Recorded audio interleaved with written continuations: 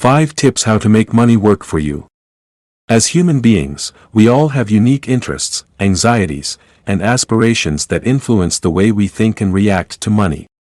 Achieving financial success is not necessarily about being intelligent, good at math, or having a certain level of education. It's about identifying our own propensities and developing positive habits that can lead to financial growth. This requires an understanding of the psychology of money, and how our thoughts and behaviors impact our financial choices. How we view money will result in the impact money has on our lives. By being responsible and following a plan, one can become wealthy on their own terms.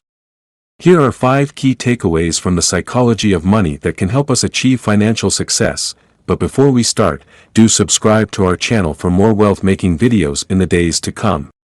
Takeaway number 1. Nothing is free.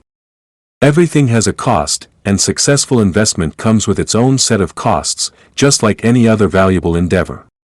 While we often think of the cost of investment in terms of dollars and cents, it's important to acknowledge the emotional costs, such as volatility, anxiety, doubt, uncertainty, and regret. To be successful in investing, we must accept these risks and view them as the price we pay for a brighter financial future. When making financial decisions, it's important to understand that the actual cost of many things is not clear until you experience it. For example, while it's sound advice to hold stocks for the long haul, it's difficult to maintain a long-term perspective when the stock market is falling. In most instances, the higher the returns on your investment, the higher the risk may be, along with volatility. Therefore, acknowledging the cost of investment and being prepared to pay it can help us make better financial decisions and achieve success. Takeaway number 2. Never enough. The insatiable desire for more money can never be fully satisfied, and it often leads to regret. While competition with our immediate social circle may motivate us to improve, it's crucial to recognize that measuring ourselves against others can leave us feeling inadequate. The truth is, there will always be someone with more money or more success, and comparing ourselves to them is a never-ending battle.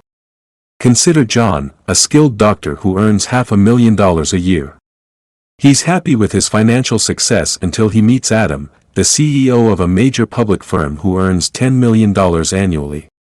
Even though Adam's salary is significantly higher, he still feels unsatisfied compared to Michael Jordan, his childhood friend and billionaire. The cycle of comparison continues, and there's always a bigger fish in the pond. The problem with social comparison is that the bar is set impossibly high.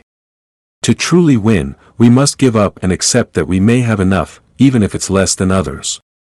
Pursuing more money at the cost of what we already have is not worth it. Instead, we should focus on our own growth and improvement without constantly comparing ourselves to others. Remember, there's always someone richer, but there's also always someone who would be happy with what we have. Takeaway number 3. No one's crazy. It's easy to judge others for their financial decisions, but every choice is made based on an individual's unique perspective and circumstances. What might seem crazy to one person might make total sense to another. Our upbringing, socioeconomic status, values, and life experiences shape our perspectives on money and influence our decisions. Economists have observed that people's long-term investment choices are strongly influenced by events they experience within their own generation, particularly during their early adulthood. These experiences shape their point of view on monetary matters, leading to vastly different perspectives on financial decisions. Few people use spreadsheets to make financial decisions. Instead, they construct their own self-serving narrative based on their background, worldview, ego, pride, marketing, and strange incentives. This creates a diverse range of approaches to managing money, each justified by the individual's mental picture of how the system works. The truth is, nobody is crazy for making financial choices that others may perceive as irrational. It all comes down to their unique circumstances and perspective. Instead of judging others, we should seek to understand their perspective and recognize that everyone's relationship with money is different. Takeaway number 4. Embrace a margin of safety mindset. In a world full of uncertainties, it's vital to create a margin of safety, also known as redundancy or room for error, to navigate the unpredictable nature of money matters. The key is to acknowledge the possibility of making mistakes and plan accordingly. Building a buffer for unforeseen circumstances can mean the difference between success and failure. Patience is key in finance, and having a discrepancy between what you expect and what might happen is what enables compound interest to work its magic over time. A solid strategy involves preparing for the possibility that things may not go as planned. No one can count on the world to always be good to them, so it's crucial to leave room for variability, unexpectedness, and possibility. The key to successfully coping with unknowns is to widen the gap between what you expect to happen and what may occur while ensuring you can continue the battle another day. History is littered with the corpses of well-intentioned ideas that were carried to their logical extremes and became indistinguishable from terrible ones. Having a margin of safety is intelligent because it acknowledges that variability, unexpectedness, and possibility are constants in life. There is only one way to successfully cope with them: widen the gap between what you believe will occur and what may occur while ensuring you can continue the battle another day. Avoiding single points of failure is another way to protect yourself from harm. Everything that can break will break, and the days until disaster are numbered if several factors depend on a single variable failing. The largest single point of failure with money is relying on a salary to meet current spending demands, without savings, to create a buffer between what you believe the cost to be and what they could be in the future. In short, embracing the margin of safety is crucial for financial success. By creating redundancy, acknowledging the possibility of mistakes, and widening the gap between expectation and reality, you can build a sturdy financial future that can withstand any unexpected eventuality. Takeaway number 5. The Temptation of Pessimism. Imagine if I were to lay out all the reasons why the stock market is doomed to crash in the near future: the sky-high government debt, the potential for inflation fueled by stimulus checks, and the ever-looming threat of new strains of COVID-19. You'd probably be riveted. But what if I were to present you with evidence that things are actually looking up, such as the increasing life expectancy of the population, the decreasing cost of renewable energy, and the rapid growth of computing power? You might just shrug your shoulders and dismiss it all as wishful thinking.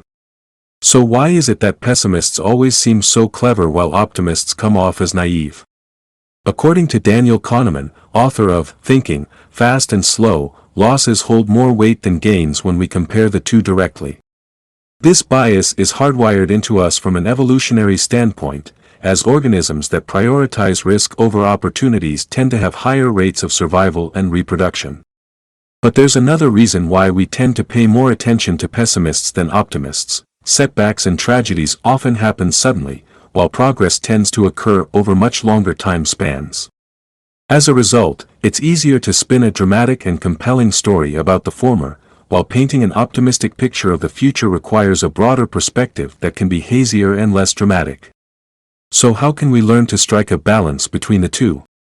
Start by recognizing that you're more likely to find a pessimist fascinating than an optimist, and use that knowledge to temper your own attitudes.